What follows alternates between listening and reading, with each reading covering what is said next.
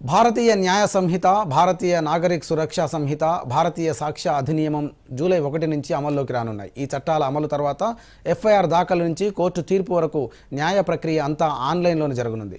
కొత్త నేర న్యాయ చట్టాల గురించి మరిన్ని వివరాలకు ఖమ్మంలో ప్రముఖ న్యాయవాది ఆమరగంటి వెంకటరమణతో మా ప్రతినిధి Bandaru Ramesh face to face. British పాలనాటి చట్టాలను మారుస్తూ ఇప్పుడు ప్రభుత్వం కొత్తగా 3 చట్టాలను జూలై 1వ తేదీ నుంచి అమలు చేయబోతోంది. దీనికి సంబంధించినటువంటి వివరాలను ఖమ్మంకి చెందినటువంటి ప్రముఖ అడ్వకేట్ ఆమనగంటి వెంకటరమణ గారు మనతో ఉన్నారు. మరిన్ని వివరాలు అడిగి తెలుసుకుందాం. కొన్ని సంవత్సరాలుగా బ్రిటిష్ పాలనలో అమలు కాబడినటువంటి ఒక చట్టాలు ఏవైతున్నాయో ఇండియన్ పీనల్ కోడ్, భారతీయ శిక్షా స్మృతి అంటారు, Indian evidence act, criminal procedure code, ఈ 3 అవే పాత చట్టాలే కొనసాగుతూ వస్తున్నాయి. అవి ఎంతవరకు ఇవి సమాజంలో, ప్రస్తుతం ఉన్నటువంటి సమాజంలో ఇవి ఉపయోగపడుతున్నాయనంటే వాటికి ఆ రోజు ఉన్నటువంటి పరిస్థితులు, ఆ చట్టాలు చేసినటువంటి పరిస్థితులు అవన్నీ వేరు.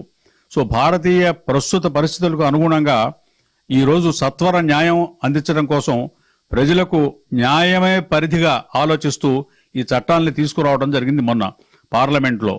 అయితే ముఖ్యంగా భారతీయ న్యాయ సంహిత ఏదైతే ఉందో ఇండియన్ పీనల్ కోడ్ని రీప్లేస్ చేసి వచ్చినటువంటి చట్టంలో గతంలో 511 సెక్షన్స్ ఉండేవి. ఈ చట్టంలో ప్రస్తుతము 358 సెక్షన్స్కు కుదించి దానిలో 20 సెక్షన్స్ కొత్త సెక్షన్స్ కొత్తగా చేర్చడం జరిగింది, యాడ్ చేయడం జరిగింది.